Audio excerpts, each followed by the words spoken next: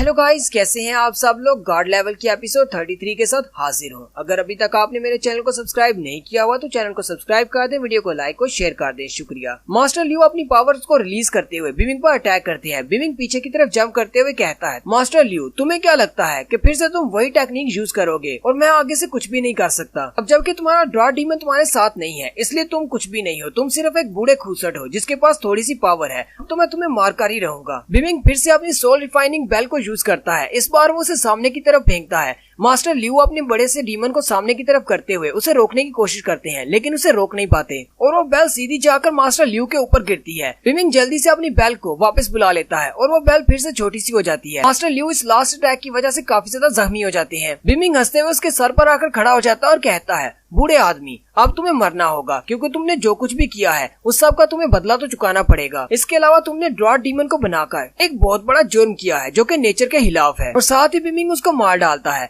Master लियो वहीं पर चिल्लाते हुए गिर जाते हैं और उनका बहुत ज्यादा ब्लड बहता है और वहीं पर उनकी मौत हो जाती है। जबकि बाकी गार्ड चिल्लाकर कहते हैं, अगर मास्टर लियो इस लड़के को नहीं हरा पाए तो इसका मतलब ये लड़का उनसे ज्यादा स्ट्रॉन्ग है और हम लोग तो मास्टर लियो से भी वीक हैं, हम इसे कैसे हरा सकते हैं। किंजी बिमिंग से कहता है, तो तुम्हारे पास एक इमेजिनरी बीस्ट है जिसने अपनी मैजिक पावर्स को अनलीश कर रखा है और उसके स्किल्स एक्टिवेट हो चुके हैं। तुमने इस छोटे पिगी को अपना वार पैट बना लिया है, इसीलिए तो मास्टर लियो का ड्रॉट डीमन भी तुम्हारे सामने नहीं टिक पाया। लेकिन असल बात तो यहाँ पर ये है कि तुमने अपने ट्रम्प कार्ड को यूज कर दिया है। तुमने अपनी सोल रिफाइनिंग बेल भी मुझे दिखा दी है और इसके अलावा तुम्हारे पास जो पिगी है तुमने वो भी मुझे दिखा दिया है, लेकिन अभी तक मैंने तुम्हें अपना कोई भी मूव नहीं दिखाया। इसका मतलब मैं तुम्हें हरा सकता हूँ। किंजी बिमिंग से कहता है, तुम दोनों मंकीज मेरे साथ एक साथ फाइट करने के लिए आ सकते हो। मैं तुम दोनों को एक साथ मार डालूंगा और उसके बाद तुम्हारी सोल रिफाइनिंग बेल भी ले लूंगा और साथ में इस छोटे पिगी को भी ले लूंगा, क्योंकि मुझे ये चाहिए। किंजी अपने गार्ड से कहता है, तुम सब लोग डर कर मेरे पीछे क्यों खड़े हो, जल्दी से आगे बढ़ो और इस पर अटैक करो। वो गार्ड्स उसे कहते हैं,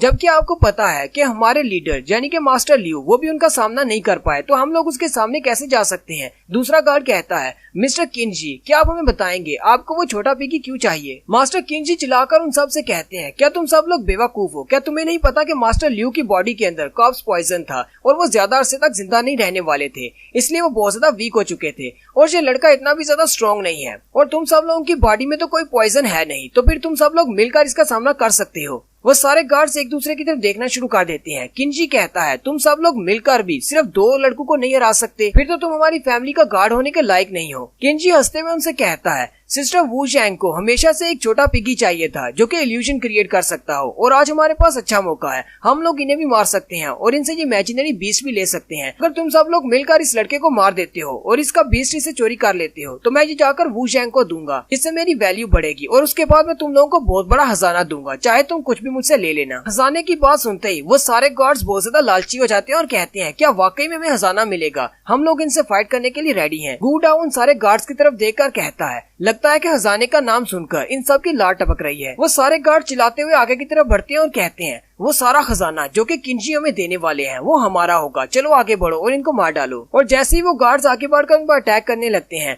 उसी वक्त ब्लैक विडो और डोंगफेंग जियो उनके सामने खड़ी हो जाती है। ब्लैक विडो कहती है, तुम लोगों को क्या लगता है कि तुम लोग यहाँ पर ज्यादा हो तो कुछ भी कर सकते हो, हम लोग भी फाइट करेंगे। जियो भी चिल्लाकर उनसे कहती है, मेरी बहन जाओ किंग के साथ तुम लोगों ने जो कुछ भी किया है अभी तो उसका हिसाब देना बाकी है। उसी वक्त हेयू मैंशन की ऊपर वाली दीवार टूट जाती है और वहाँ से पत्थर नीचे गिरते हैं। बिमिंग चिल्लाकर सबसे पूछता है, क्या तुम सब लोग ठीक हो। वो अपने आसपास देखते हैं तो सब लोग ठीक होते हैं, जबकि वो गार्ड्स वो उन पत्थरों के नीचे आ जाते हैं। उसी वक्त दिखाते हैं गूडाओ के ग्रैंडपा गुलाओ वहाँ पर आ जाते हैं और उन सब से कहते, क्या तुम सब बच्चे ठीक हो, मुझे लगता है कि मैंने कुछ ज्यादा ही कर दिया। गूडाओ अपने ग्रैंडपा को वहाँ पर देखकर रोना शुरू कर देता है और बहुत ज्यादा खुश भी होता है। वो अपने ग्रैंडपा से कहता है, शुक्र है ग्रैंडपा आप यहाँ पर आ गए, अगर आप थोड़ा सा लेट हो जाते तो हम लोग तो आपसे पहले मर जाते। बचे हुए गार्ड्स आगे की तरफ बढ़ते हैं और कहते हैं, अब ये बूढ़ा खूसट कहाँ से आ गया, चलो जल्दी से आगे बढ़ो और इसको भी साथ ही मार डालो। ग्रैंडपा उन सब की तरफ घूर कर देखते हैं और कहते हैं, तुम लोग बूढ़ा खूसट किसको कह रहे हो। और साथ ही वो अपनी पावर्स को रिलीज करते हुए कहते हैं, लगता है कि तुम सब बच्चों को बहुत कुछ सिखाना बाकी है और सबसे पहले तो तुम्हें रिस्पेक्ट सिखाई जाएगी कि किस तरह बड़ों की इज्जत करते हैं।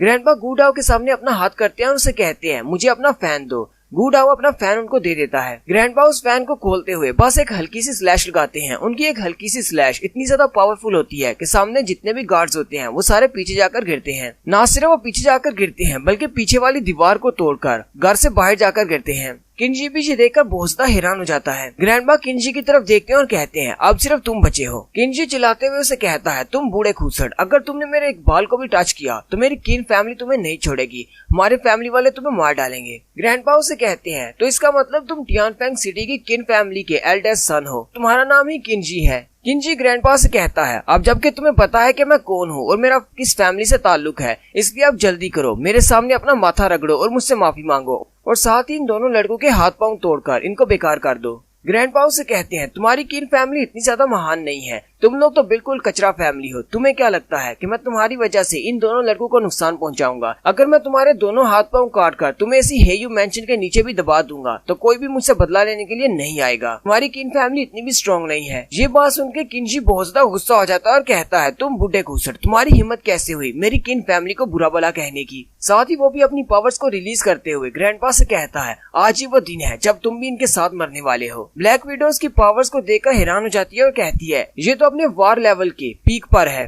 ग्रैंडपा भी अपनी पावर्स को रिलीज करते हैं और कहते हैं मुझे लगता है कि तुम्हें भी ये सबक सिखाना पड़ेगा। उसी वक्त बाहर से ग्रैंडपा के ऊपर कोई अटैक करता है। ग्रैंडपा जल्दी से पीछे की तरफ घूमते हैं और अपने फैन को घुमाते हुए उस अटैक को ब्लॉक करते हैं और वहाँ पर एक जबरदस्त धमाका होता है। गूडा और बिमिंग पीछे देखकर बहुत ज्यादा हैरान हो जाते हैं। किंजी कहता है ये वाली टेक्निक तो रक्षा क्लैन की है, लगता है कि 7th यंग मास्टर यहाँ पर आ चुके हैं और साथ ही एक मास्क वाले वॉरियर को दिखाते हैं जो कि काफी ज्यादा स्ट्रॉन्ग लग रहा है लेकिन दिखने में काफी ज्यादा कूल भी लग रहा है। वो भी अपनी पावर्स को रिलीज करते हुए ग्रैंडपा के साथ फाइट करने के लिए रेडी होता है लेकिन यहाँ पर फेंग वू आ जाता है जो कि फेंग चिंग का बेटा है। उसके कंधे पे हाथ रखते हुए कहता है लू तुम्हें ऐसा करने की जरूरत नहीं है, वापिस हट जाओ। फेंग वू किंजी से कहता है हम लोग पूरे एरिया में तुम्हें ढूंढ रहे थे, तुम यहाँ पर क्या कर रहे हो। उसी वक्त हेयू हाउस के बाहर का एक सीन दिखाते हैं जहाँ पर कॉन्ग फैमिली के पैट्रियार्च और वैंग फैमिली के पैट्रियार्च खड़े होते हैं। वो दोनों फेंग वू को वहाँ पर देखकर बहुत ज्यादा हैरान होते हैं। कॉन्ग फैमिली के पैट्रियार्च कहते हैं मैंने सुना था कि ये 7th पोजीशन पर है, ये अपने वार लेवल को पार करके अब एक सेंट लेवल का हंटर बन चुका है, इसलिए ये बहुत ज्यादा स्ट्रॉन्ग है। फेंग वू किंजी से पूछता है यहाँ पर क्या हो रहा है, जल्दी से मुझे सारी बात एक्सप्लेन करो। किंजी भी भागता हुआ उनके पास आ जाता है और कहता है 7th यंग मास्टर, शुक्र है आप यहाँ पर आ गए, वरना इस बूढ़े ने मुझे मार देना था, इसने हमारे बहुत सारे गार्ड्स को भी मार दिया है। फेंग वू की बात सुनकर बहुत ज्यादा हैरान हो जाता है। फेंग वू से कहता है सारी बात एक्सप्लेन करो। किंजी फेंग वू से कहता है जब मैं यहाँ पर अपने गार्ड्स के साथ आया तो ये सारे लोग मिलकर मेरी किन फैमिली की बहुत ज्यादा बेइज्जती कर रहे थे, इसलिए मुझे गुस्सा आ गया। मैंने इनके साथ फाइट करने की कोशिश की तो इन सब लोगों ने मिलकर मेरे गार्ड्स को मार डाला, साथ ही इन्होंने आपकी भी इंसल्ट कर दी। इन्होंने कहा कि हम सबको मारकर इसी घर के नीचे दफना देंगे। तो ये किंजी से कहती है अपनी बकवास बंद करो, तुम यहाँ पर पहले आए थे, हमारी लड़कियों को देखकर तुम्हारी लाड टपक रही थी। ब्लैक विडो और जाओ किंग की खूबसूरती को देखकर तुम यहाँ पर पहुँचे थे और उन पर अटैक करने की कोशिश कर रहे थे। डोंगफेंग ज़्यू भी कहती है हाँ बिल्कुल, ये यहाँ पर इसीलिए आया था क्योंकि ये एक बहुत बड़ा ठरकी इंसान है। जबकि जिनकी उनसे कहता है लगता है कि तुम दोनों मरना चाहती हो। फेंग वू किंजी से कहता है क्या ये लड़कियाँ ठीक कह रही हैं, क्या तुम इसीलिए यहाँ पर आए थे। किंजी फेंग वू को आगे से कोई भी जवाब नहीं देता, जबकि उसके साथ खड़ी एक लड़की जिसका नाम जेंग है वो हंसते हुए कहती है ये बात तो हम सब लोग अच्छी तरह से जानते हैं कि किंजी किस तरह का इंसान है, ये काफी ज्यादा ठरकी इंसान है और हर वक्त लड़कियों के पीछे घूमता रहता है। मुझे लगता है कि ये यहाँ पर इसीलिए आया होगा और इसी ने इन लड़कियों को छेड़ा है। किंजी जैंग से कहता है तुम्हें इस तरह की बात नहीं करनी चाहिए, तुम तो मेरे पर इल्जाम लगा रही हो। मैं तो यहाँ पर यंग मास्टर की बात को फैलाने के लिए आया था, मैं तो उनकी हेल्प करने के लिए आया था। चाहे ये लड़कियाँ कितनी भी ज्यादा खूबसूरत हो, मेरा काम सबसे पहले है। मैं यहाँ पर इन सबको गैम्बलिंग फाइट के लिए कहने के लिए आया था, इन सबको इस फाइट में हिस्सा लेना है। फेंग वू उसकी सारी बात सुनने के बाद कहता है अच्छा ठीक है, मुझे समझ आ गई है कि ये सारी गलती किंजी की है, लेकिन क्या हम लोग इस बात को भुला सकते हैं क्योंकि गैम्बलिंग वाली फाइट बहुत ही जल्दी होने वाली है, इसलिए आप सब लोग इस वाक़े को भूल जाओ। आप सब लोग इस बारे में क्या कहते हैं। गूडाओ चिल्लाते हुए से कहता है तुम सब लोग पहले यहाँ पर आकर हम पर अटैक करते हो और उसके बाद हमसे कह रहे हो कि हम सब लोग इस बारे में भूल जाएं। क्या तुम्हें लगता है कि हम लोग तुम्हें इतनी आसानी से यहाँ से जाने देंगे। फेंग वू उनसे कहता है अच्छा ठीक है, मुझे ये बात अच्छी तरह से पता है कि किंजी ने यहाँ पर गलती की है, लेकिन तुम लोग ये बात नहीं समझ रहे। किंजी मेरा आदमी है, यानी टियानफेंग सिटी का। अगर तुमने इसको कुछ भी किया तो तुम लोगों के बचने का कोई चांस नहीं। अगर तुम लोग इस गैम्बलिंग वाली फाइट में जीत जाते हो तो उसके बाद हम लोग इस मसले को हल कर लेंगे, लेकिन अगर तुम लोग उस गैम्बलिंग वाली फाइट में हार जाते हो तो उसके बाद मैं तुम सब लोगों को मार डालूंगा और साथ ही तुम सब लोगों का ट्रेजर भी यहाँ से ले जाऊंगा। फेंग वू जाते हुए उनसे कहता है इस बार की गैम्बल वाली फाइट मेरे लिए बहुत ज्यादा इंपॉर्टेंट है, इसलिए तुम सब लोगों को वहाँ पर लाजमी आना होगा। टियानमो सिटी से भी बहुत सारे मेरे गेस्ट आने वाले हैं, इसलिए मैं उन सब के सामने शर्मिंदा नहीं होना चाहता। अगर तुम सब लोग फाइट में नहीं आती तो मैं तुम सब लोगों को वैसे ही मार दूंगा। फिर वो अपने लोगों को लेकर वहाँ से चला जाता है। उनके जाने के बाद ग्रैंडपा बीमिंग से कहते हैं टियानमो सिटी वाले भी यहाँ पर आने वाले हैं, इसका मतलब ये गैम्बल फाइट बहुत ज्यादा मुश्किल होने वाली है। और यहीं पर हमारी एपिसोड 33 का एंड होता है। एक्सप्लेनेशन अच्छी लगी हो तो कमेंट करके जरूर बताएं। चैनल को सब्सक्राइब कर दें, वीडियो को लाइक और शेयर कर दें। शुक्रिया।